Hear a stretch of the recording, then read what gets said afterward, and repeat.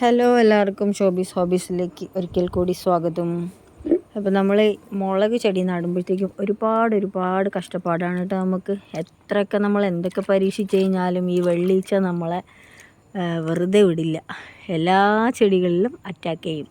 ഇപ്പോൾ അതാ കണ്ട എൻ്റെ മുളക് ചെടിയൊക്കെ നല്ല കിളിർപ്പൊക്കെ വരുന്നുണ്ട്, നല്ല അടിപൊളിയായിട്ട് കിളിർപ്പൊക്കെ വരുന്നുണ്ട്. പക്ഷേ ഇത് തൊടുമ്പോൾ അറിയാം എല്ലാത്തിൻ്റെ അടിയിലും എന്താ കണ്ട ഇങ്ങനെയുണ്ട് കേട്ടോ.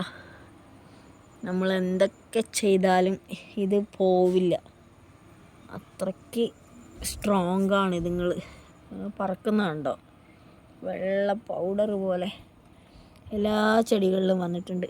മുളകിനും തക്കാളിക്ക് ഇതെന്തായാലും വരും. അപ്പോൾ ഞാൻ ഇന്നൊരു പുതിയ പരീക്ഷണമായിട്ട് വന്നതാണ്.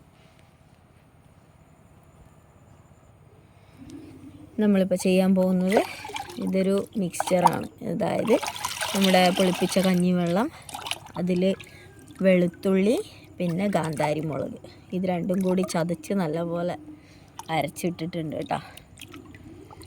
ഇത് നമ്മൾ സ്പ്രേയർ എൻ്റെ കയ്യിൽ ഇപ്പോൾ നല്ല ഫോഴ്സിൽ വരുന്ന സ്പ്രേയർ ഇല്ലാത്തതുകൊണ്ട് ഞാൻ ഇത് നമ്മുടെ മഗ്ഗിലെടുത്ത് ഇലയുടെ അടിയിലോട്ട് ഞാൻ ഒന്ന് മഗ്ഗിൽ തന്നെ ഒഴിച്ചു കൊടുക്കാൻ പോവാം കേട്ടോ, ഇലയുടെ അടിയിലോട്ട്. അപ്പോൾ അതെനിക്ക് വീഡിയോ എടുക്കാൻ പറ്റില്ല, അതുകൊണ്ടാണ് പറഞ്ഞത്.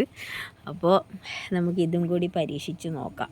ഇത് കുഴപ്പമൊന്നുമില്ല, ഇലകളൊക്കെ വാടും, വൃത്തികേടാണ്. എനിക്ക് കാണുമ്പോൾ തന്നെ ഇത് അലർജിയാണ്. ഭയങ്കരമായിട്ട് ഞാൻ വെറുക്കുന്നൊരു സാധനമാണ് ഈ വെള്ളീച്ച എന്ന് പറയണത്. ഇതിൽ ഉറുമ്പൊക്കെ ഉണ്ട്, അപ്പോൾ ഉറുമ്പ് അത്യാവശ്യത്തിനൊക്കെ ഈ വെള്ളീച്ചകളെ കഴിക്കുന്നുണ്ട്. പക്ഷെ എന്നാലും തീരുന്നില്ല, അതാണ്. അപ്പോൾ ഇതിലൊന്ന് പരീക്ഷിക്കാം കേട്ടോ.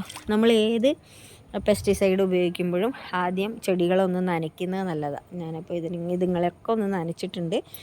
ഇനി നമ്മൾ ഇത് ഒഴിക്കാൻ പോകുന്നു കേട്ടോ.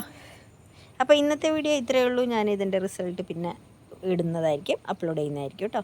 അടുത്ത വീഡിയോയിലേക്ക് വീണ്ടും കാണുന്നവരിക്കും. Take care, by.